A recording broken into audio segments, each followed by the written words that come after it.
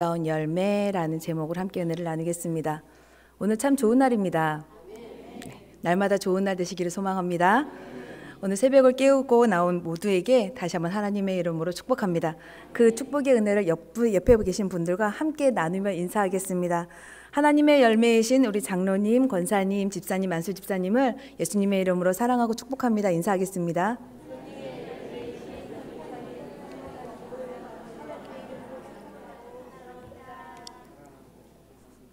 아멘. 모임 모든 분들을 예수님의 이름으로 사랑하고 축복합니다.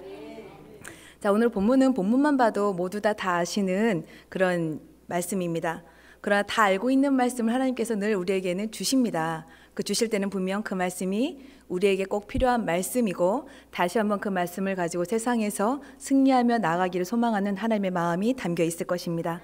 갈라디아서 5장 16절에서 18절의 말씀을 보면 뭐라고 되어 있냐면, 내가 이르노니 너희는 성령을 따라 행하라. 그리하면 육체의 욕심을 이루지 아니하리라. 육체의 소욕은 성령을 거스르고 성령은 육체를 거스르나니 이 둘이 서로 대적하므로 너희가 원하는 것을 하지 못하게 하려 함이라. 너희가 만일 성령의 인도하시는 바가 되면 율법 아래에 있지 아니하리라 라고 되어 있습니다.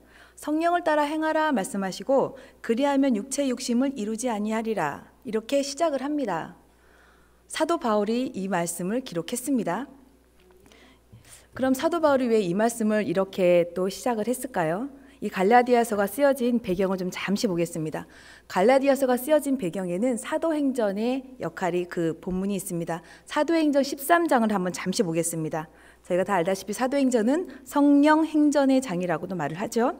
그 중에서도 사도행전 13장을 보면 우리가 복음을 들을 수 있었던 귀한 사역의 시작이 바로 사도행전 13장 1절부터 나옵니다. 사도행전 13장 1절에서 3절의 말씀을 다 같이 읽도록 하겠습니다. 시작. 안디옥 교회에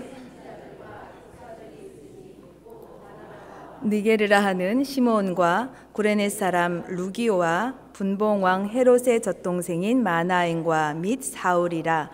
주를 섬겨 금식할 때에 성령이 이르시되 내가 불러 시키는 일을 위하여 바나바와 사울을 따로 세우라 하시니 이에 금식하며 기도하고 두 사람에게 안수하여 보내니라. 아멘. 이렇게 되어 있습니다. 안디옥 교회의 선지자들과 교사들이 있다라고 말했습니다. 그럼 안디옥 교회가 어떤 교회냐 좀 궁금하지 않으세요? 안디옥 교회는 이방 땅에 핍박을 받아 흩어진 유대인들에 의해서 복음이 들려지고, 그 복음이 들려진 그곳에 설립된 최초의 이방 교회가 바로 안디옥 교회입니다. 그 안디옥 교회가 복음을 받아들였으니까 복음 안에서 성장을 했겠지요. 저희 교회처럼 어느 정도 성장을 하다가 그 받은 은혜가 그들 마음속에 너무 큰 거예요. 너무 크다 보니까 우리도 복음을 전해야 되겠다. 우리도 복음을 받아서 이렇게 은혜를 받았으니 그 복음의 은혜를 전해야 되겠다라고 생각을 해서 이들이 최초로 선교사를 파송하는 계획을 가지게 되고 결심을 하게 됩니다. 그 본문이 바로 조금 전에 읽었던 사도행전 13장의 이야기가 시작됩니다. 여기서 보면 사도행전 13장 1절에 보면은 뭐라고 되어 있냐면 안디옥 교회 선지자들과 교사들이 있다라고 말씀을 하고, 그 다음에는 사람들의 이름이 하나하나 열거가 됩니다. 다 알다시피 이 시대에 사람들의 열거되는 이름의 순서는 지금 우리의 상황과는 조금 다릅니다. 저희들은 나이 순, 직분 순, 그런 순으로 이름을 열거하기가 또 대부분이긴 하지만 이 시대에는 그 모임 공동체에서 중요한 위치에 있었던 그 위치의 순서대로 그 이름을 기록하게 되어 있습니다. 그렇다면 제일 중요한 사람이 누굴까요? 네? 바나바로 되어 있죠. 13장에 바나바로 되어 있고, 그 다음에 그 순서에 따라서 제일 마지막에 되어 있는 사람이 누구죠? 네, 사도 바울입니다.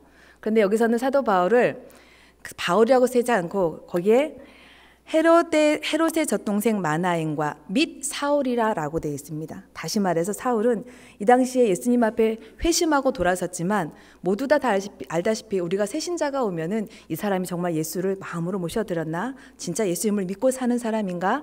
라고 그를 지켜보게 되는 기간들이 있죠. 어쩌면 사도 바울도 이 13장의 기간 동안에는 그 모인 그 제자들 사이에서는, 그 주를 섬기는 모든 그 공동체 안에서는 그렇게 예의주시하고 있었던, 그 당시에는 그런 위치에 있었던 사람이 바로 사도 바울이었습니다. 근데 2절에 뭐라고 되어 있냐면, 주를 섬겨 금식할 때 성령이 이르시되 내가 불러 시키는 일을 위하여 바나바와 사울을 따로 세우라고 말씀하셨어요.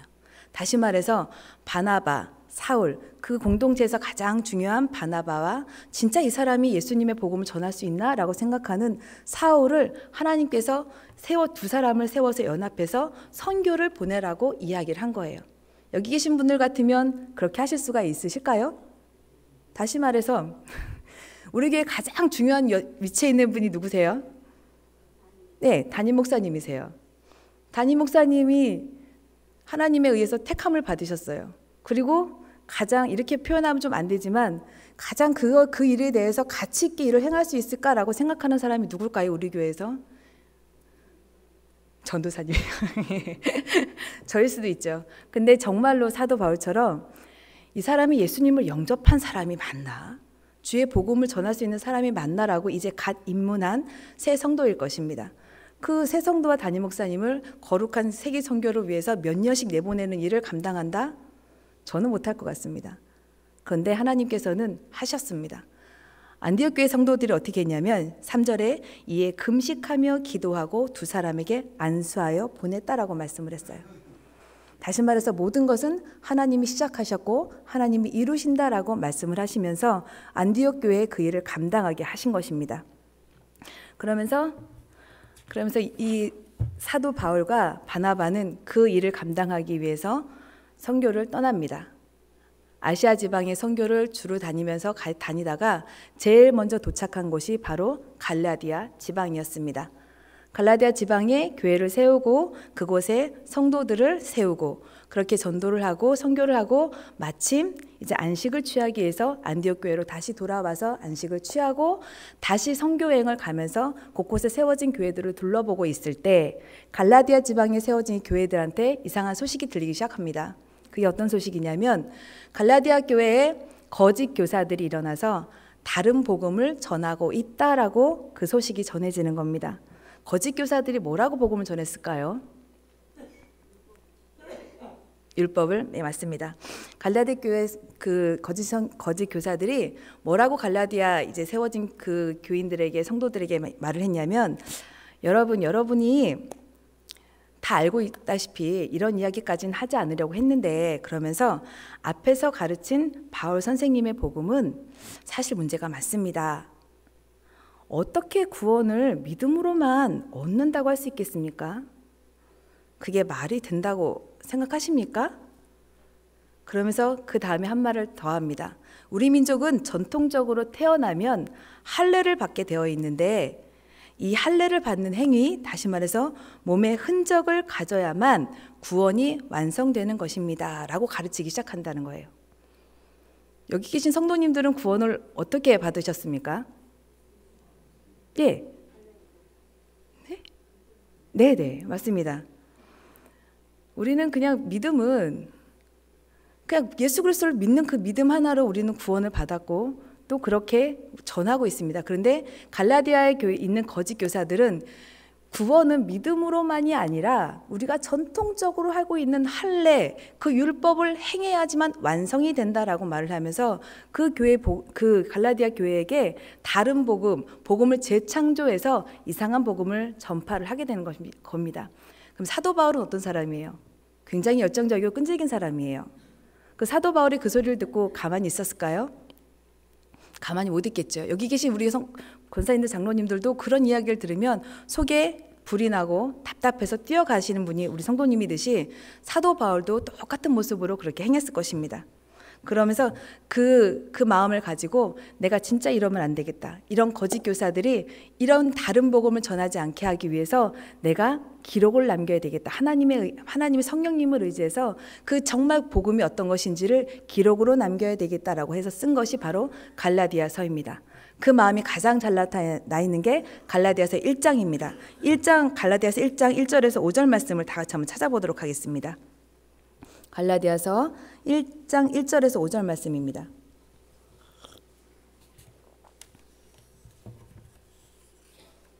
다 같이 읽겠습니다. 시작. 사람들에게서 난 것도 아니요 사람으로 말미암은 것도 아니요 오직 예수 그리스도와 그를 죽은 자 가운데서 살리신 하나님 아버지로 말미암아 사도된 바울은 함께 있는 모든 형제와 더불어 갈라디아 여러 교회들에게 우리 하나님 아버지와 주 예수 그리스도로부터 은혜와 평강이 있기를 원하노라.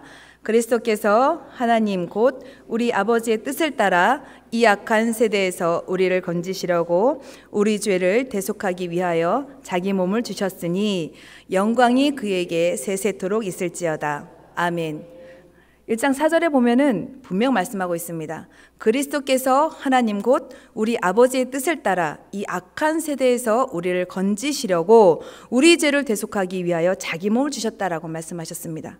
다시 말해서 변하지 않는 진리이신 예수님, 나를 위해 십자가에 달려 죽으시고 3일 만에 다시 살아나신 그 예수님을 믿는 그 믿음으로 우리는 구원을 받았다라고 명확하게 기록하고 있는 것입니다.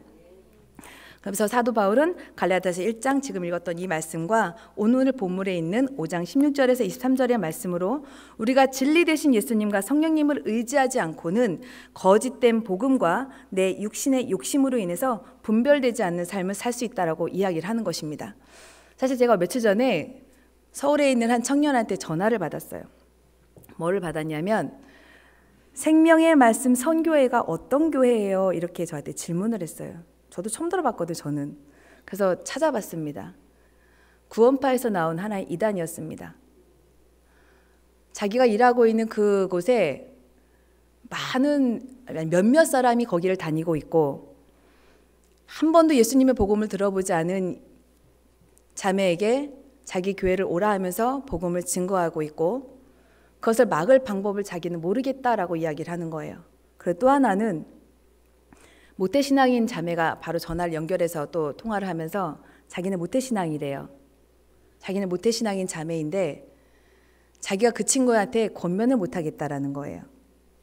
왜 그러냐 그랬어요. 그랬더니 자기는 그 친구의 말을 그대로 표현을 드릴게요. 자기는 날라리 신앙인이라 자기는 어떻게 말을 해야 될지도 모르고 또 하나 그 구원파에 있는 그 친구들의 모습을 보면은 성령 충만하게 보일 수밖에 없다라는 거예요. 왜 그러냐 그랬더니 예배를 매일매일 참석을 하고 학교에서 자기들끼리 교제를 하는데 큐티를 나누고 늘 그 친구 상대방을 위해서 기도를 해주고 어려운 게 있으면 가서 손잡아주고 도와주고 그런데 자기의 모습은 예배를 제대로 드린 적도 없고 말씀을 나누자 그러면 그 말씀도 모르고 하나님의 은혜가 뭐냐고 물어봤을 때 그거에 대한 대답도 자기는 못했다는 거예요. 내가 그 교회가 이단인 것도 알고 거기가 정말 잘못된 것도 아는데 내 모습을 보다 보니까 그 친구에게 거기는 잘못된 거야 라고 하면서 우리 교회를 데리고 갈 용기가 안 생긴다라는 거예요. 전 참 많이 회개했어요. 저도. 그리고 참 많이 마음이 아팠어요.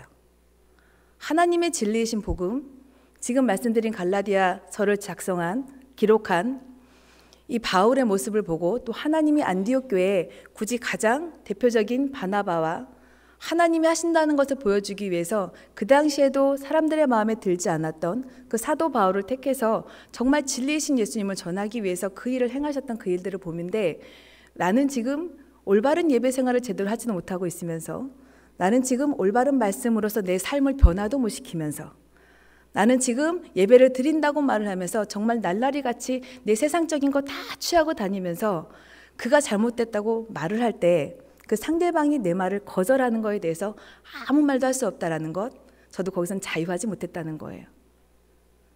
그런 하나님 오늘 말씀하십니다. 아무리 그래도 모든 것은 하나님이 하십니다.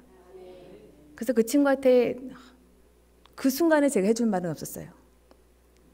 제가 늘 들었던 말씀, 제가 늘 배웠던 그대로 어쩔 수 없이 우리는 십자가의 보혈로 씻음을 받아야 되는 거고 늘 말씀이 들려질 때까지 그 자리에서 끝까지 있어야 되는 거고 은혜를 받을 때까지 누군가의 도움이 필요한 그 사람을 끝까지 데리고 와서 이 자리에 앉혀놓는다면 하나님의 때에 그 마음의 문이 열릴 것이고 그 귀가 열릴 것이고 그 속에서 다시 한번 하나님이 창조하신 하나님의 영으로 충만케 되어진다는 것을 다시 한번 그 친구에게 말을 하면서 끝까지 그를 위해 기도해 주라.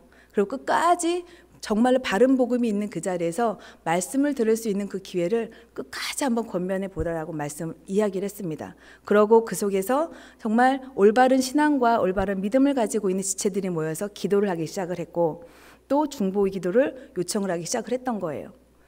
하나님의 다른 복음은 없습니다. 하나님의 바른 복음만이 우리의 삶을 이끌어갈 수 있고 우리를 인도할 수 있는 것입니다. 그래서 오늘 사도 바울은 이런 모습 속에서 우리들의 모습이 얼마나 정말 나약할 수밖에 없는지를 말씀을 하고 있는 것입니다. 그러면서 뒤에 갈라디아서 다시 그 본문을 한번 더 보겠습니다. 갈라디아서 5장 19절에서 21절 말씀을 보겠습니다. 갈라디아서 5장 19절에서 21절 말씀 다 같이 읽겠습니다. 시작. 육체의 이름 분명하니 곧 음행과 더러운 것과 호색과 우상 숭배와 주술과 원수 맺는 것과 분쟁과 시기와 분냄과 당짓는 것과 분열함과 이단과 투기와 술 취함과 방탕함과 또 그와 같은 것들이라. 전에 너희에게 경계한 것 같이 경계하노니 이런 일을 하는 자들은 하나님의 나라를 유업으로 받지 못할 것이요. 아멘. 읽기만 해도 별로 읽고 싶지 않은 구절입니다. 그런데 이 똑같은 뉘앙스의 똑같은 뜻의 하나님의 말씀이 바로 로마서에 있습니다. 로마서 1장 28절에서 32절의 말씀을 다시 한번 찾아보겠습니다. 로마서 화면에 띄어 있습니다. 다 같이 읽겠습니다. 시작. 또한 그들이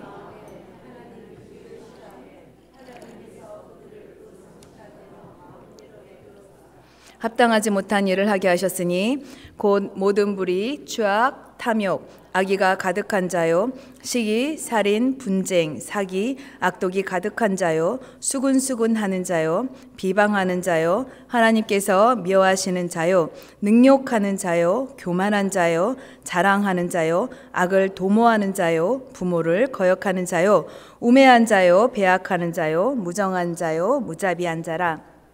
그들이 이 같은 일을 행하는 자를 사형달라고 하나님께 정하심을 알고도 자기들만 행할 뿐 아니라 또한 그런 일을 행하는 자들이 옳다 하느니라. 자, 우리의 정욕대로 욕심대로 하는 일들이 이렇게 많습니다. 너무나 많죠. 그 현상 또한 많이 나타날 것입니다. 갈라디아서 말씀을 보면 우상 숭배라고 말을 하고 분쟁, 분열, 이단, 방탕 이렇게 표현되다 보니까 우리는 이곳에서 조금은 멀어진 사람처럼 느껴질 때도 있습니다.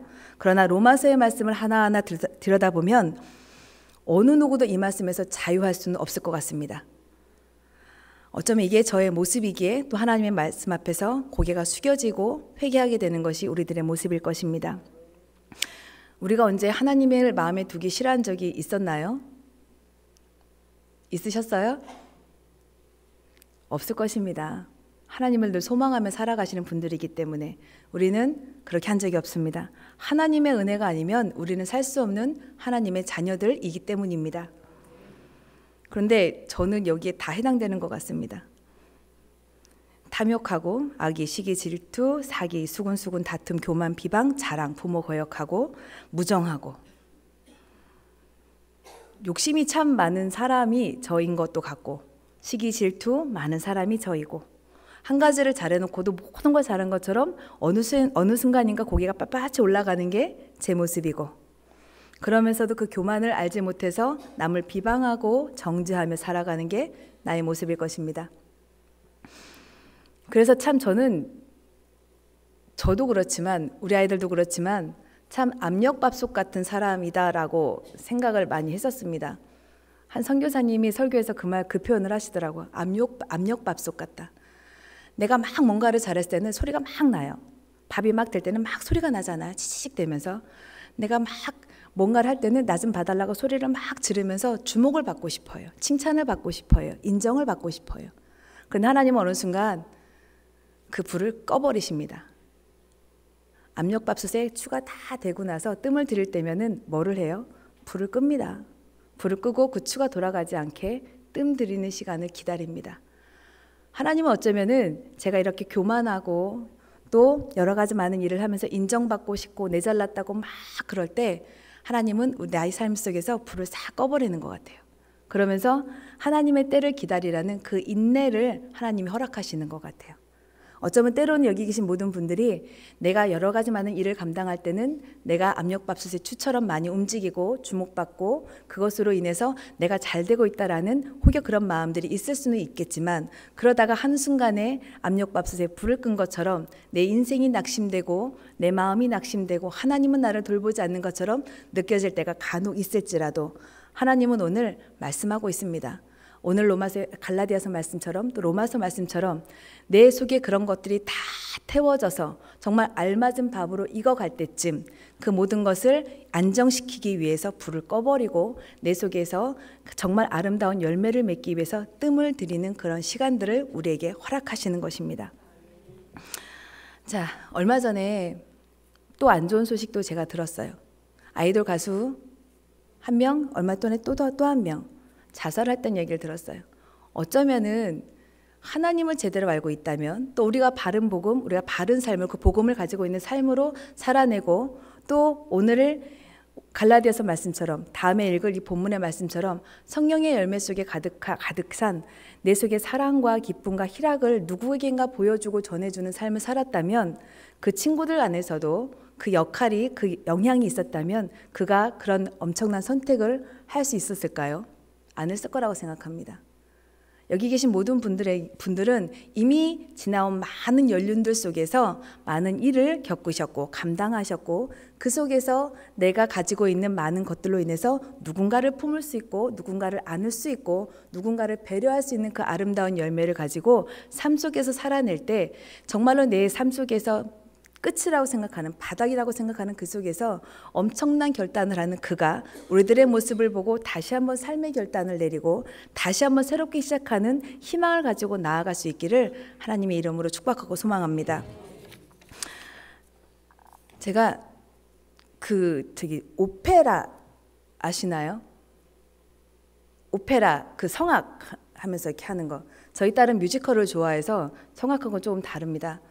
성악하는 한 자매가 있었어요. 이건 정말로 그 목사님의 설교에서 실화 간증을 한 이야기인데, 성악하는 자매가 있었습니다. 그리고 이태리에 공부를 하러 갔고 그 이태리에서 성악하는 그 오페라 오디션에서 당당히 캐스팅이 됐습니다. 그러니까 얼마나 즐거운 일이에요. 내가 우리나라 한국에서도 아니고 그 오페라의 고장인 그 이태리에 가가지고 내가 주인공으로 딱 캐스팅이 된 거예요. 너무나 기쁜 나머지 와서 다 같이 기도해줘서 그 모든 열매가 하나님께서 이렇게 귀하게 쓰셨다 그러면서 너무나 좋아했어요. 근데 이 자매의 마음속에는 늘 불안함이 있었던 거예요. 뭐가 불안했을까요? 생김새가 달라요. 외국 분들하고 우리하고는. 아무리 눈을 크게 떠도요, 우리 눈의 2~3배가 되는 게 그들의 눈이고요. 아무리 내가 골격이 크고 그래도요, 그분들에 비해서 나는 작은 사람밖에 안 돼요. 그러다 보니까 오페라는 기계를 가지고 악기를 가지고 하는 게 아니고 온전히 내 몸에 있는 울림통과 성량을 가지고 내 몸의 모든 것을 가지고 표현해야 되는 그 배우인 거예요. 근데 그 자매는 자기가 보기에는 동양 사람이다 보니까 그 모든 것이 너무나 연약해 보였던 것 같아요. 그래서 늘 위축이 들고 컴플렉스가 있고, 또 그 속에서 또 아시아계 사람이 주인공으로 발탁됐으니까 얼마나 시기질투가 많겠어요. 그런 여러 가지 많은 일들을 겪다가 또 공연을 하다가 휴가차 한국에 들어오는 계기가 된 거예요.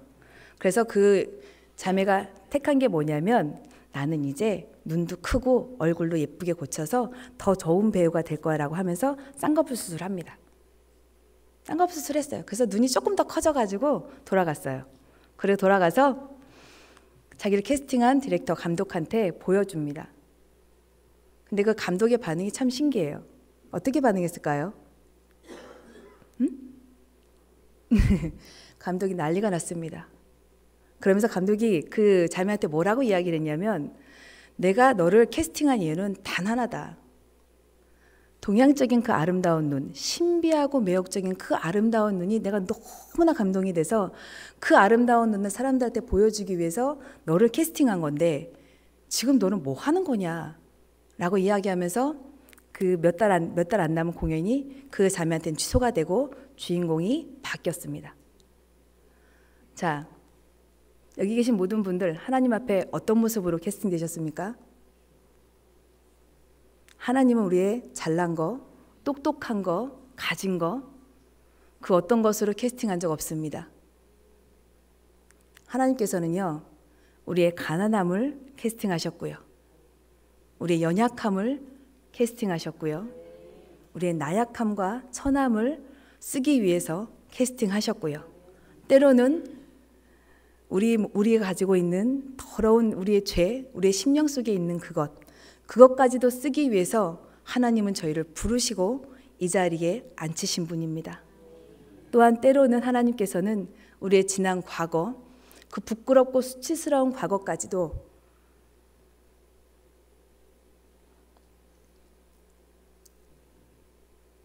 하나님께서는 쓰십니다. 근데 우리는 그걸 몰라요. 가난함을 쓰기 위해서 우리를 캐스팅한 하나님 앞에 우리는 당당히 말을 합니다.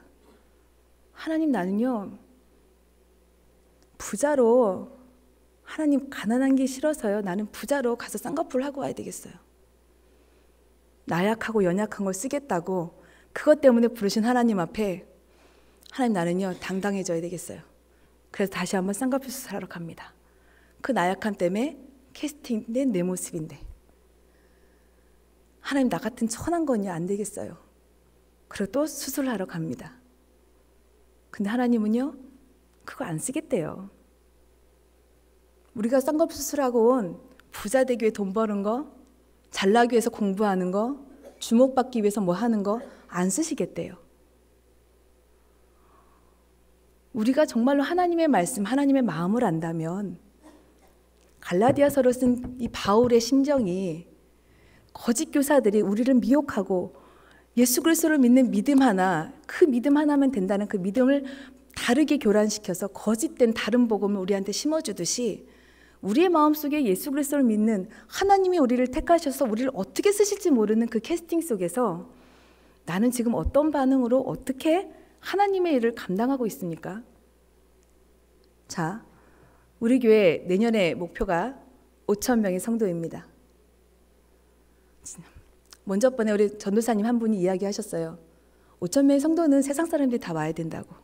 또 그들이 자리를 차지해서 예수 그리스도로 변화되는 게 맞는 말이고요. 근데 그들이 우리 순복음 춘천교회 이 무대에 초대될 때 주인공 하나의 역할로 다 초대됐을까요? 여기 계신 분들 다 그렇게 초대됐습니까? 가장 아름다운 것으로, 가장 잘남으로 그 하나의 이유로만 캐스팅 되셨습니까? 부르심을 받으셨어요? 아닙니다. 하나님이 하시는 일은요, 우리가 가지고 있는, 우리가 살아온 많은 일들 중에 내가 너를 이것 때문에 쓸 거야, 내가 너를 이것 때문에 쓸 거야, 내가 너를 이렇게 사용할 거라는 그 하나의 목적, 하나님의 연출과 계획과 각본 아래서 각자의 역할에 맞게 부르심을 받아 이 아름다운 무대를 채워가는 게 하나님의 일하심입니다. 오늘 갈라디아서 말씀 5장의 마지막 절 보면은 뭐라고 되어 있냐면 22절, 23절의 말씀입니다. 오직 성령의 열매는 사랑과 희락과 화평과 오래 참음과 자비와 양선과 충성과 온유와 절제니 이 같은 것을 금지할 법이 없느니라. 하나님의 캐스팅에 내가 이런 마음으로 반응하고 계십니까? 또 우리가 새 성도를, 또 내년에 그 5,000명의 성도를 우리가 품을 때 이런 마음을 가지고 품을 준비가 되셨습니까? 이미 되신 분들도 계시고 진행 중에 계신 분들도 계시겠죠. 근데 우리가 오늘 다시 한번 이 하루를 살아낼 때 나는 하나님한테 어떤 부르심을 받고 어떤 모습이 하나님 앞에 가장 존귀함을 얻게 돼서 이 자리에 서게 됐는지를 다시 한번 봤으면 좋겠습니다. 하나님의 계획과 뜻하심은 하나의 정답은 없습니다. 우리가 가야 될 곳 천국이고 하나님을 믿고 의지하는 마음으로 이 땅을 살아가면서 가야 되는 건 맞지만 하나님이 우리를 이 무대에 세우셔서 세상 열방을 향해서 우리들의 아름다운 몸짓을 보여주는 그 방법에는 여러 가지 모양으로 우리를 사용하시는 게 하나님이십니다. 우리가 때로는 낙심될 수도 있어요. 때로는 힘들 수도 있어요. 우리가 주인공이기 때문에 하나님께서 원하시는 것들이 많을 수도 있어요.